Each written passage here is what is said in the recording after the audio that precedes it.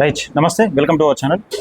నిన్న ఇది కరీంనగర్ నుండి నిజామాబాద్ వెళ్ళే బస్సులో ప్రయాణిస్తున్న ప్రయాణికులకు ఆ బస్సును లారీ ఢీకొనడం వల్ల చాలామందికి తీవ్ర గాయాలైనవి. ఈరోజు మనం జగిత్యాల జిల్లాకు సంబంధించి ఇక్కడ ప్రభుత్వ ఆసుపత్రిలో ఉన్నాం.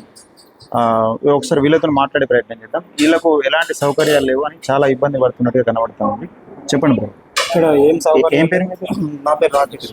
ఏమైతుంది? మా సిస్టర్ ఏ ఊరు మీద? మాది కరీంనగర్. ఇక్కడ బాగా జాబ్ చేస్తారు కరీంనగర్ నుండి ఇటు వచ్చే సమయంలో ఇది జరిగింది. ఇక్కడ జాయిన్ చేసిన ప్రతి ఒక్కరు అస్సలు చూస్తారు, చేస్తాం అప్పటివరకు చేస్తాం ఇప్పటివరకు చేస్తాం అంటారు. ఏం రెస్పాన్స్ ఇస్తలేదు. అధికారులు వచ్చారు నిన్నటి నుండి అస్సలు ఫోటోలు తీసుకుంటారు, ఒత్తిడి తప్పించి ఏం రెస్పాన్స్. మరి ఇక్కడ అంటే వీళ్ళకు సౌకర్యాలు కల్పిస్తామని ఏం చెప్పలేదా? చెప్తారు కానీ ఏం కల్పిస్తారు. ఈ ఆసుపత్రిలో సౌకర్యాలు ఎట్లా? ఏం కరెక్ట్లేదు. వాష్రూమ్లో అయితే వాటర్ వస్తలేదు. ఇక్కడ దోమలు కుడుతున్నాయి, ప్యాన్లు ఎట్లా తిరుగుతున్నాయి. ఇంకేమున్నాయి, ఆ పేషెంట్తో ఉన్న వాళ్ళు పక్కకుండా పేషెంట్ అయితే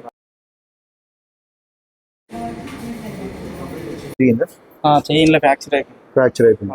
ఎంతమంది దాదాపు ఇక్కడ నేను నైట్ వచ్చుకున్నాను. మా అక్క అయితే ఇక్కడ నాకు రైట్, ఇక్కడ చూసుకోవచ్చు. అంటే వీళ్ళకి సంబంధించి అంటే అధికారులు వస్తున్నారు పోతున్నారు కానీ వీళ్ళని ఎవరు పట్టించుకునే పరిస్థితి కనబడతలేదు.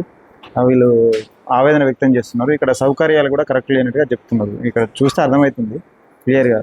స్మెల్ వస్తుంది, బాత్రూమ్ ఇట్లా స్మెల్ వస్తుంది. ఒకసారి చూసుకున్నాం. అది తీసుకో. వీళ్ళు ఎవరు పట్టించుకోరు, ఏం చేసుకుంటారు అన్నారు. మేము వస్తాం కదా అప్పుడప్పుడు వేరే తీసుకుంటాం. ఇది ఎట్లుంటది, ఈగలు కాకపోతే ఏమంటే దోమలు తయారు కదా. అదంతే న్యూస్ ఏం మేడం ఎవరు పట్టించుకుంటలేరట? కాలేదు, స్మెల్ వస్తుంది అంత.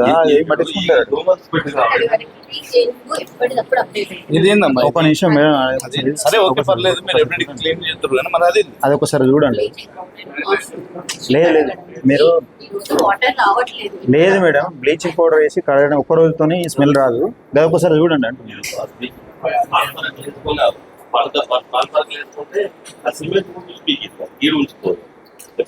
ప్రభుత్వ ఆసుపత్రి అన్నట్టుగానే ఉన్నది.